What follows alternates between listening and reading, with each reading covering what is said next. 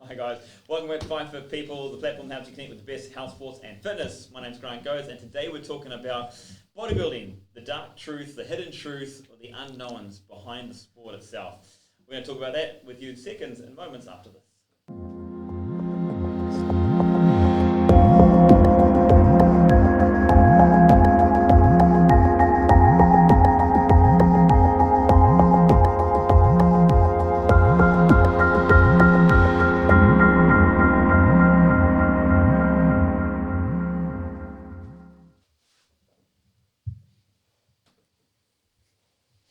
Hey guys, welcome back. We're talking about bodybuilding, the dark and hidden truths, and we got a barrage, a display of beautiful, handsome, intelligent people. So if you want to ask questions, share thoughts, put them in the comment section down below. I'm going to welcome everyone to the show today. We're going to start ladies first. Zaiena, welcome to Fight for People. Thank you so much. Welcome to be here. On the far side, Gilbert, part of Fight for People as well. And Joff, the man, the expert behind fitness and health, brother? Yeah, I'm not sure I'm in the bodybuilding episode, but yeah, I'll have an input. all perspectives are good. Let's get straight into. Let's talk about just quickly about yourself, just your background, because this is something that you do and you've been involved with for a while. So tell us a bit more about that. So, do you want to know that I switched from a different career path and then jumped onto bodybuilding? You can tell us that if you like. So I have a background in fashion technology, and just under 7 to 8 years ago, I got extensively into bodybuilding. And I categorize myself as an athlete more so than a bodybuilder, because I do like to do a bit of plyometrics and other forms of athleticism and sportsmanship. I was into swimming and horse riding. So that's something I avidly did, and I'm actually very fond of it still. A bit of national swimming. What made you want to change and doing the... A lot of things, a lot of things that were involved in my personal life. I think that just opened all kinds of windows and opportunities for me to wake up and say, you know what, this is something that I want to acquire and take up as a hobby and as a profession as well. Mm-hmm. Cool. Yeah. Is that how long you've been doing it for? Yeah, it's been about 7 to 8 years now. 7 to 8 years. Yeah, cool. But awesome. I mean, properly and seriously and learning a lot, probably formally now in the past couple of years. Mm-hmm. So let's say 6 or 7 years. Yeah. Wow. So what is it when you look? Okay, we want to talk about this one too. When you were from the outside looking in, you were like going, "Hey, these guys are bodybuilders." What was the first thing that attracted you to bodybuilding or figure shaping? Well, that is something that I just developed very recently, and that's something that my friend Muscle Barbie sort of opened my eyes towards. She said that you need to really decide and discover what it is that's your forte. What is it that you're really good at? What kind of quality muscle would you be able to develop on and grow from? Mm-hmm. So it's not something that I was entirely sure about. It's something that just sort of eventually happened along the road.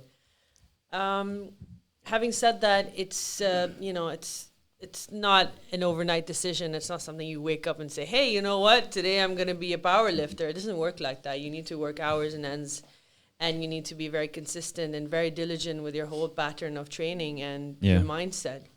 First and foremost, it's your mindset, and then it's also your sleep. If you don't get enough sleep, and me and Gilbert have been having this conversation lately, I've been suffering a lot, and it's also because of a lot of stimulants like pre-workouts and things, and it's a very debatable topic as well, but I do like to We can debate this. Yeah, why not? It's a dark route I there. do like to highlight this because a lot of my followers do ask me questions about supplementation. They ask me about the best protein source to, encompass all kinds of muscle gain and growth. And I always answer them and say, whole foods, guys. Foods, get it in through your foods as much as you can. Supplementation comes later. Cool. So what I'm going to do is, from the beginning, there's a big thing. When it comes to fitness, there's a whole thing of males usually come in the gym and go, I want to get bigger. Females come in there and go, I want to get slim. Get bulky. I don't want to get big, I want to get big. So from a fitness perspective, the first thing here about when people go, I want to build muscle, because that's what people relate. They relate bodybuilding to building muscle, right? Yes. So what's some of the things that, from your guys' perspective, is advice or just... what's the thing? How do you deal with that off the bat? Yeah, I think it's any industry in the fitness world is that same myth of, if I go in and lift weights and I'm going to get big and bulky. I still get that day to day. And to be clear about that one, that you need calories in order to build muscles. So, for women who are worried about going in and doing, 2 strength sessions a week, you're probably not eating the calories to be able to build the muscle to get like that. And I actually think it's a little bit discrediting to people, who are in the bodybuilding world, that they think it's that easy to get in that shape. And so I think it's not that easy for females to build muscle like that. So Definitely not. Yeah, because bodybuilding created its own brand, obviously, from the 18th century. When we say bodybuilding, it's, for me anyway, from my generation, it's coupled with Arnold Schwarzenegger, Muscle and Fitness magazine, there's supplements and steroids and all that. That became the brand of bodybuilding. But again, our job now is to educate people and obviously help people go on the right route. Nothing wrong with it. If you want to be a builder, be good at it. The problem is people they get scared of it. They vilify it, especially women. Yeah, if I lift weights, I'm going to get bulky. No, not in a million years. You got to understand. Let's break the myth then. Let's break the myth. Can I just cut you there? A lot of female bodybuilding athletes also suffer with this problem. We all do. It's just in our mind. There you go. It's body dysmorphia. Yeah, it's body dysmorphia. I'm gonna get big. It comes down to, for me, it comes down to self-esteem and mindfulness. You mentioned that. Being aware, being mindful. Yes. I've got gin in the house. I've always asked my client, how do you sleep? It's very, very important. Sleep is the number one antidepressant, but it's the most deprived commodity in our society because for many reasons, family, life happens, career, ambitions. And then they neglect that, and then you get a businessman that comes to you, gee, I want to look like Arnold Schwarzenegger. Can you work out 6 hours a day? No, I can't, so you can't be. You get to sleep faster, like he exactly. says. and then you mentioned about supplementation. All that it's a complement of everything. Okay, so before we go down that line, we're going further down. Let's be on the rabbit hole. Let's bring it back to the thing. We'll go back to you, Gilbert. I think the main question from the audience is when people go, why? Because it's like that's always going to ask. You say no, you're not going to get big. Or you can't get big. Struggle to get big, and you just touched on this before. So why? What's the answer? Well, we all struggle with this. Yeah, okay, nice and simple. I said it before, calories. Are you consuming enough calories to be able to build muscle? Are you consuming enough protein to aid recovery, growth of muscle and cells? And then the third thing is, I forgot what I was going to say. It was that good. This has been happening way too long. That's all true. Or are you lifting or training enough to elicit muscle growth? Yeah. There's a difference between males and females though, right? Absolutely. So you see a guy touches the weight, boom. But the thing out there is why? Because in terms of training and nutrition, and no. In terms of the fact that males inhibit a lot more testosterone, yes, it's a completely different ball game in terms of hormones. Your deficit, your calorie deficit and input, and your output of your expenditure, how much energy you're putting in and out, how much calories you're taking in and out, are completely equivalent. There's no gender discrimination here. I will say that just advisory. That's gender advisory. That's what we're doing.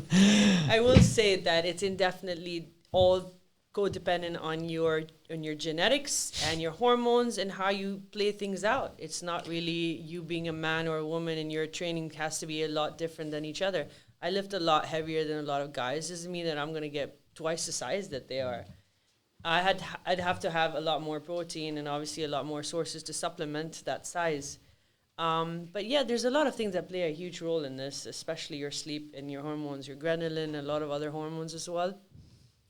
So the interference of those hormones are what cause you to impact the recovery of your muscle growth and also to reduce the muscle growth. So there's a lot of things. Yeah, glad you mentioned that. So I think people need to understand that there's a massive difference about male physiology and female physiology. Yes, of course. Right. That's because the reason why majority of the women, until even nowadays with the information out there, the reason why they're scared is because they don't want to look a certain way. Yeah. You don't want to look a certain way, they don't do like that. But you need to know it's naturally women just got higher fat percentage. Mm-hmm. That's just the truth. More estrogen. You're just going to have, if you want to get leaner, stronger, more muscular, you're just going to have to work 30% more than than Yeah, the absolutely. male counterpart. Okay. That's just the truth. Yeah, I was going to say absolutely. progressive overload, you know, following a Come back progressive plan Of and course, that having too, yeah. having the rep ranges, you know, like if you go into, you know, a body pump class and lifting a 10 kg dumbbell over your head 100 times, that's not going to stimulate what doing a set of 12 to 15 repetitions over Yeah. 3 to 4 sets would do, or a drop set, or, you know, so it needs to be, Absolutely. you need to be following a plan. It doesn't just happen. We don't just build muscle. The magic Yeah. pill everyone keeps talking about Yeah. it doesn't exist As of like recently, that. I've just adapted the taking notes syndrome. You know, this is so essential to take notes, even if you're not sort of following them like a Bible. You actually have those in front of you to sort of follow a pattern and a routine. And even if it's like 0.2 kilograms increment in your progression, it's so essential to understand and see where your scope is. You know, that's where you progress and that's where you build from. Cool. There's dark truths, guys. What's another dark truth that we hear about bodybuilding, figure shaping, Oh, and yeah. things like that? So here's the big thing. I mean, this is such a taboo topic and subject, but I mean, nothing is in hindrance. You know, everyone is so fixated on this topic about gear loading and what you take and what are you and how did you grow so big and how did you get so chiseled, so on and so forth. I'll just say this out. It takes a lot more effort and a lot more time consumption, a lot of more mental capacity to, you know, put that together. Making something, you have to be putting in a lot more time and effort. You need to be really scrutinizing a lot of other things. You need to be looking in the backhand. You have to forget about your social life and everything, and you need to have a very strict diet, even if you're on that stuff. So how you need to look at it is as a sports person or an athlete, putting in those hours, day in and out, preparing those meals, getting in their adequate amount of sleep, putting in their hours in the gym, and also having to manage their day-to-day lives. Totally. So- There's a lot that goes behind it. Exactly. So my question is, why do people take these steroids and supplements? I mean, there's a big question mark on that. Everyone to each Because their it own. works. It's honestly like it's a personal choice. I think that it works for some, doesn't work for others. You know, whoever wishes to do anything, it's up to them. If it works for them, then they have to make sure that they know how to go through the protocol, do the post-psychotherapy, and make sure that they're completely detoxifying and cleansing their bodies of those toxins that inhibiting into their organs, their liver, and things like that. Because in the future, in the long run, yes, it has a lot of bad long-term effects, as opposed to the short run where you have an amazing aesthetic, appealing outlook and boom, you know, it doesn't work like that. You have a whole protocol. So we go into the side of people are getting into it. They're doing it. There's a reason why they're doing it. I mean, obviously competition makes a big deal about that as well. You want to win a competition, you need to compete and stuff like that. Whether it be bodybuilding on stage or even if it looks like other fitness events and competitions are going on. People are using them. Let's not be fun from the watch. People are using them. Enhancements happen in sport, all sports, right across from team sports to individual sports, all the time, right? So where's the line of saying like, what steroids good, what steroids bad, and if people are trying to enhance and perform, and we talk about the future. Where's that line of like an athlete for running, for example, the running shoe now, and the guy broke the 2 hour barrier for a marathon because he used a shoe that can help him go faster. Well, steroids and that help you go better, perform better, right? So where's the line? Where do you stop? Especially when people are getting evolving and getting better. I'm going to quote Arnold Schwarzenegger and Lance Armstrong because they identically said the same thing. Back in their primal years, obviously, how much... If you're really hungry and if you're really obsessed with what you want to achieve, and this is what they said, quoting them, I did what I did no matter what, just to crush my opponents. Yeah. Because I did what I did to achieve what I really want to achieve. It didn't matter. It didn't matter if it, like what you've said, it can compromise your social life. It can compromise your relationships. Because for you, that's your priority. Only to find out in the end, I achieved it, but there's something missing. But for some people, they are happy to do that. You know, they don't really see the backburn of what they're doing in any sports. Anyway, it's the issue is people are just stigmatizing bodybuilding and figure competitors is because they are the massive representation of steroids. But there are cyclists that are doing that. There are swimmers that are doing it. Obviously, they are enhanced to that sport. So they're not really following the rules, but there's no clear authority that really polices that. It's going down a whole nother alley talking about like drugs in sport, right? Yeah. It's everywhere. And if you're naive to think that it's not in swimming and running and football and all these other sports, then it is. I'm telling you now. It's everywhere. The people that are trying to hide drugs and drug testing are one step ahead of the people that are trying to find it out. But bodybuilding comes into this category, right? Where I know we have like natural bodybuilding and things like that now. If someone is, taking performance enhancing drugs and they're going into bodybuilding competitions and that's what they want to do, that's their primary goal, to go and win these types of things, perfect. Like that's your sport, that's what you want to do. It's a completely different game as if you're taking things like that and you're trying to cheat, you're going into natural bodybuilding competitions and trying to win those. I've got an issue with that. Drugs in sport, I've got an issue with. Drugs for steroids and things like that for people wanting to make themselves feel better, whether it's for going into the gym or going to the beach at the weekend and looking about. I've got no issues with that as long as you understand what the repercussions of that might be. Exactly, the repercussions are what you really need to look, and you have to be accountable for. I'm loving it. Guys, we're going to come back after a short break, but we're going to talk more. If you have any comments, any questions, please leave them in the comment section down below. The dark truths behind bodybuilding. Let's talk more after this. We've all been there, hours searching the internet, asking friend upon friend, making call after call, trying to find the right fitness professional, health specialist, or sports coach. So much time, energy, and even money spent only to find more problems than solutions. Well, now, with the Find Fit People platform, you can find all the available professionals with the skills you need in an instant. We've removed all the barriers by establishing a community of many different skilled health specialists, sports coaches, and fitness professionals that are alerted immediately once you've posted your request. In under 30 seconds, you can attract multiple professionals with the right skills to help you achieve the result you want. It's simple, fast, and free. Find us online at www.findfitpeople.com or download the Find Fit People app from Apple or Google Play stores. Hey guys, welcome back to Find so you can Fit People. find My fit name's people Grant Goes. today. It's a platform that does a lot, but hey. Hey guys, welcome back to Find Fit People. My name is Grant Goes. The platform helps you connect with the best health, sports, and fitness. We're talking about bodybuilding, the dark truths, some hidden secrets, or maybe not hidden secrets, about the sport itself. A lot of good questions and a lot of good comments being made, but we're gonna go two sides. We're gonna go a bit of the myth or what you're seeing from the outside and what you're seeing from the inside. Let's start from the outside, looking in. About some of those you wondering. What's going on, guys? What's going on? I see. Here's my first question to you guys to start off with. Would you guys get into bodybuilding, or have you thought about getting into bodybuilding? I tried in my early years, but I did not go any further. It's because of, to be honest, 7, 8 years ago, I've tried human growth hormones because I was suffering from depression. And glad you talk about that. Yeah, there are some dark root to that one because I didn't know that I was suffering from depression. So for me to compensate that and feel that I'm significant, I want to look a certain way. I already am on that stage in my life. Yeah, I'm happy with my body, but then again, your inner voice kicks in, right? Peer pressure kicks in because everybody's doing it. I've seen friends done it.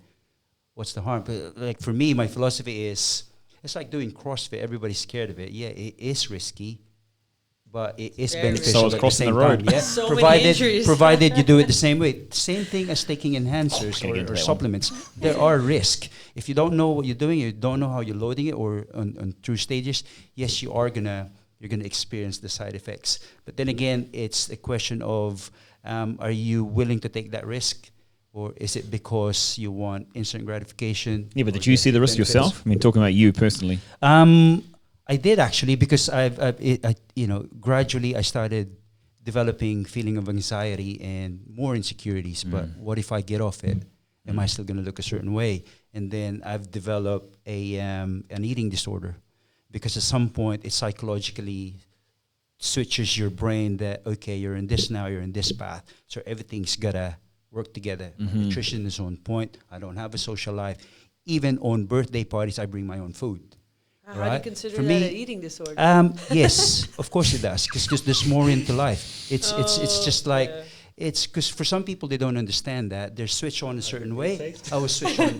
I was switched on a different way. To cut the long story short, when I came off it, I came to a point that I have to make peace that it's not linear. That's not the route I wanna take in, because I want to be able to enjoy my relationship with my friends and enjoy food. So it was more so a trial error basis than because anything else. there are don't get me wrong, there are people that are consistently happy with what they're doing. Again, what Joff said earlier, which one is your priority? Is this more on top of your game? You know, having less time with your wife, your girlfriend. Choice, really. It's a personal choice. Yeah. It's always going to click to your mindset and to your self-awareness. Oh, Yes. Yeah, I think for me, I've never really been bought into the idea of going into bodybuilding and kind of that style of it. Do I get a bit jealous when I scroll through Instagram and see someone with an 8-pack and think, I might get into bodybuilding? Yeah. For me, because I've been in the industry for a long time, I understand what it takes. And I think that's what people actually misinterpret. They don't understand what it takes. And what you touched on, Zaiena, in terms of everything that you go through now as a competitive athlete in the bodybuilding scope, it takes a hell of a lot. And listen, I can be pretty regimented with my food and pretty regimented with my training. I've got styles of training that I like. Gosh, it's such a mind game. Is it a priority in my life right now? No, listen, I got married in the summer. I've got all these things going on. You know, I want to thank you. I want to go out on a Thursday night and have a glass of wine and a pizza, and I want to do these things. Fantastic, thanks. You know, so all these. I'm just gonna go hide now. So all these things come into play when you're, you know, yes, I want to have that, but what does it mean to get to that? And like I said, a lot of people don't understand what that actually means. It all depends on your commitment levels and your priorities. So if you have a specific goal and you know that's part of your agenda, then you gotta just stick to that and do what you need to get there. And like I said, I've never really delved that deep into it, but I've got good friends and people that I work with who have, and I've seen the transition that they go through. And you know, a good friend of mine who got into it, he's kind of come out the other side of it now, and he still practices it, but he's not like competitive. And you know, he talked about his life on one of my podcasts, what his life looked like compared to what it is now. And he said when he got into the best shape ever and he came second in one of his competitions, he said he was single. He was able to prepare all of his meals. You know, that was his life. Such a gratifying feeling. I'm sorry to say. Yeah, start of the week, he was going to bed at 7:30 because he needed to get to sleep. I don't know this. He was waking up and doing his fasted cardio. Everything was lined up in his life that he needed to, and he said he wouldn't be able to do that now because his life's in a completely because he's starting his own business, he's got a girlfriend. All these things have to come into play, right? It has to align. It can be really a selfish sport. Again, it's not just bodybuilding and figure. It's the level of commitment and effort that you put in. You know, if you can manage all those components in your life, and then you win. But if you're happy to disregard your friendship or your kids or your wife or whatever, just for this pursuit, and if you become obsessed with that 80-90% of your life, and then you got to ask yourself why you're doing that again. You know? Totally. You know, let's go for another way. It could be a lonely place. It's because that's all you think about. You guys are painting a really bad picture, eh? No parties. It was personal experience because bodybuilding was the face of fitness. You got to understand that. You know, Vega, Jay Cutler, boom, boom. I'd like to say this. I made a lot of self-discoveries last year, and as I reiterated this and during our conversation, a lot of people tend to create resolutions, and I want to highlight this. This is very important to emphasize on. We have a tendency to sort of, you know, go into a opposite direction of what we really need to do. Instead of creating resolutions, why don't we try to resolute halfway through, half year round, and then try and finish them. Once you are able to do that, then you can implement them throughout the rest of the year.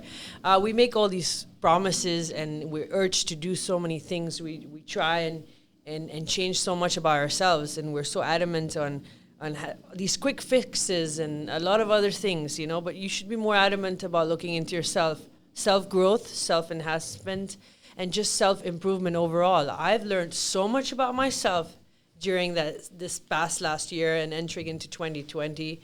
I just had, set goals, and I said to myself, okay, you know what? I'm just going to overlook everything else that I suffered with in the past couple of years, and there was obviously a lot of good things and bad things that were happening, but I decided, okay, you know what? This is what I want to do this year, and I'm going to stick to my guns, you know? And no matter what happens, nothing's going to stop me. My family supported me.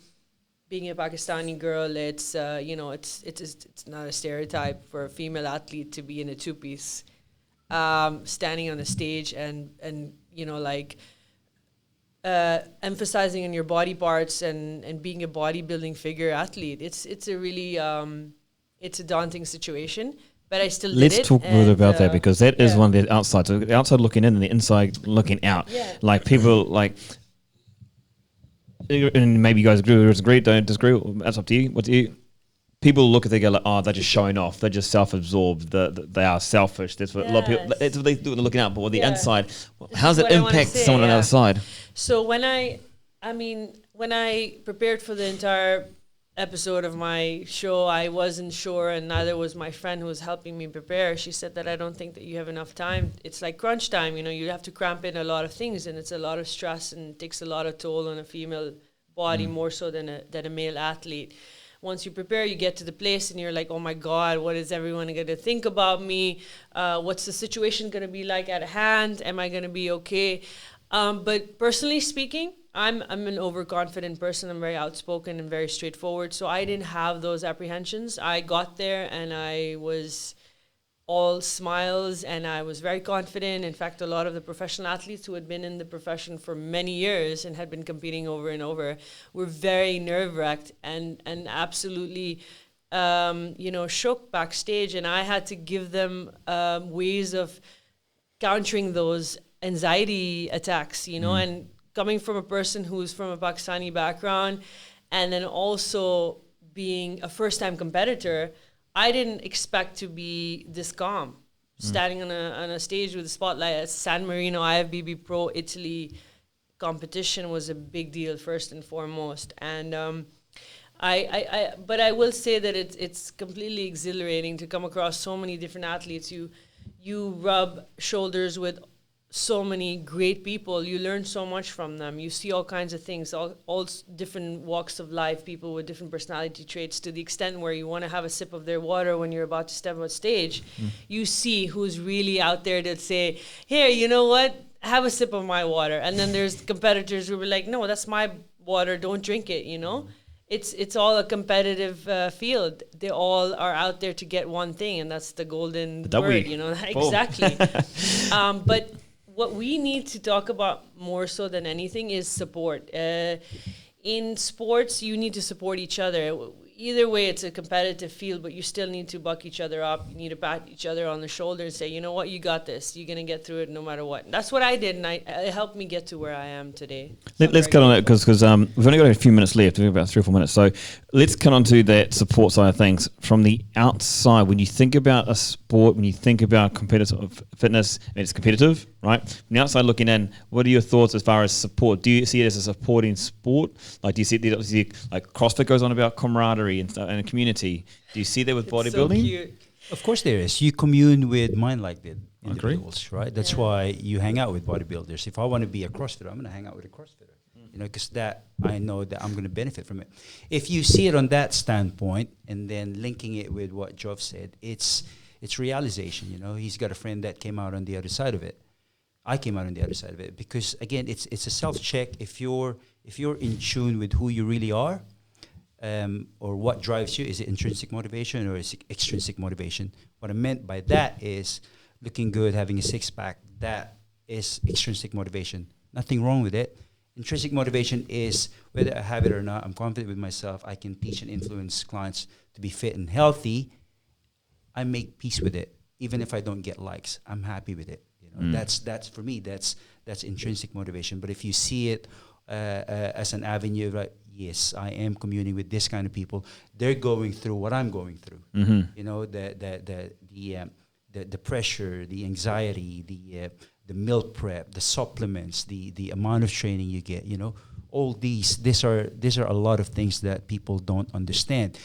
It's connection through do we familiarity. look at it as a dark point? It can be even setting up your own business. It could be lonely, but as long as I've said, as long as you're in tune and you're in line, support does help. But as long as you're intrinsically motivated, because sometimes people that are closest to you would let you down. You know, people that you expect that will support you won't support you. No, but you let But if yourself you're- down too. yeah, but There if you're- are points exactly, where you'll be it's- like, oh my god, I can't do It's this your anymore. it's your internal narrative. It's your self-talk. Yeah. You know, if you say to yourself, no matter what, I'm going to get this. Again, quoting Arnold and Lance, doesn't matter who I crush along the way, I'm going to achieve that goal. Yeah. And they made it happen. Yeah, but I'd say this, that I mean, you know, if you create limitations in sports, then you're not going to grow. So in order to grow in any field of work, you need to expand your horizon, you need to learn, and you need to be prepared to go through all kinds of drops and, you know, let that expansion Absolutely. in terms of knowledge, you need to really keep learning. And my father's in his late 80s, and he never stops learning. He's an educationist, and he teaches us, and he makes sure that we're very articulate, we're very well spoken, we treat other people well. And that's what's first and foremost in any field of work, whether it's bodybuilding, whether it's coaching, whether it's being a trader, a businessman, an entrepreneur, whatever it is, you need to be treating others to your equivalents in order to grow and learn.